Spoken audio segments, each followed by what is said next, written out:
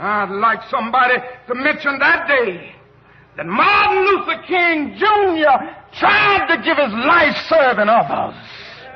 I'd like for somebody to say that day that Martin Luther King Jr. tried to love somebody. I want you to say that day that I tried to be right on the war question.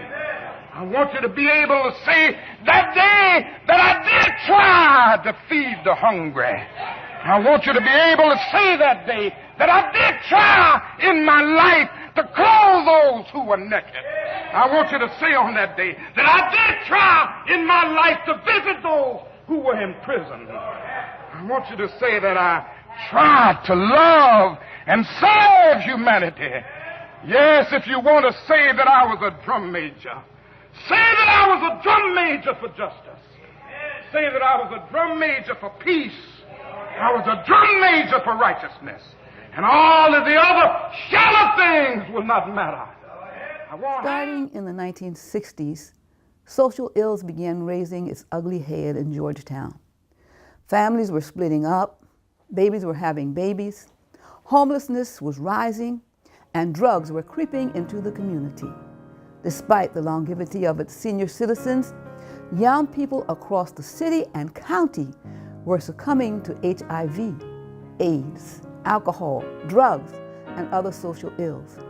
On their way to the supermarkets, work, and even church, people were literally sidestepping and sometimes overstepping the homeless, often pretending not to see them. To be Judgment Day honest, there were churches, agencies, and organizations attempting to address these problems, but there was one person who went beyond what was expected of her.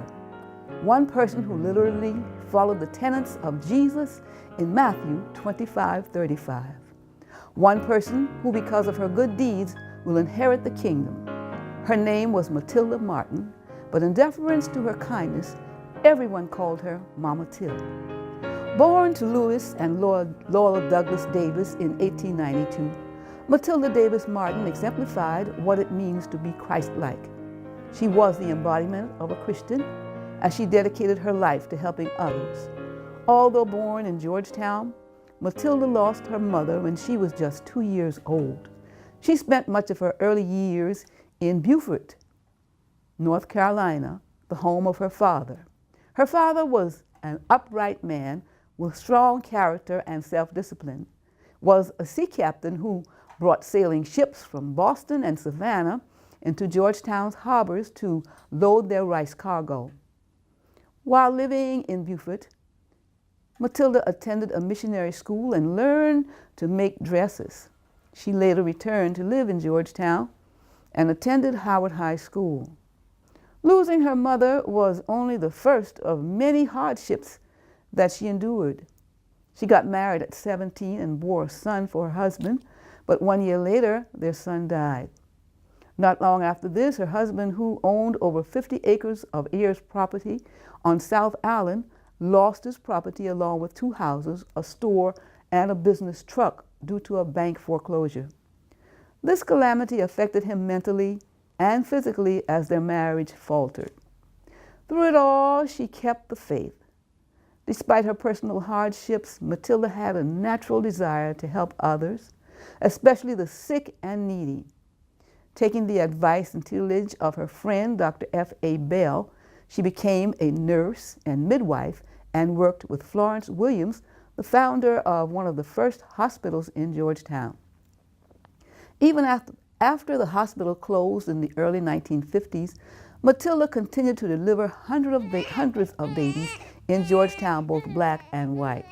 Nevertheless, as the struggles of the city's poor and homeless began to mount up, Matilda felt there was more that God required of her. She was convicted by the words in Matthew 25:35. I was hungry, and you gave me food. I was thirsty, and you gave me drink. I was a stranger, and you took me in.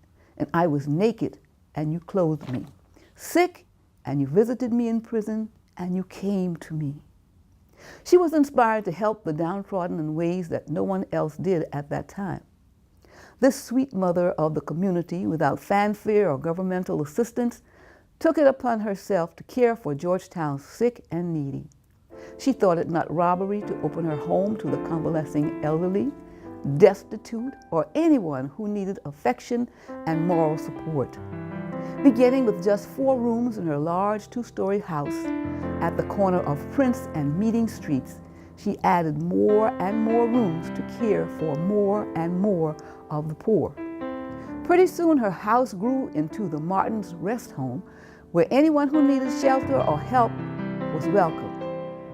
For her unselfish devotion, Matilda Martin was one of the earliest recipients of the Harold Dreamkeeper Award, given annually to extraordinary achievers in Georgetown by the Committee for African American History Observances. Mama Till not only assisted in bringing hundreds of Georgetownians into this world, but she helped to smooth the final transition of scores of others who otherwise would have died homeless, sick, and alone. Dr. Martin Luther King so eloquently reminded us of what it means to be great. He said everybody can be great because anybody can serve. You don't have to have a college degree to serve. You don't have to make your subject and verb agree to serve.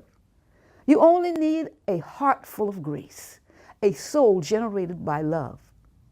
Mama Till had a heart full of grace and a soul generated by unconditional love.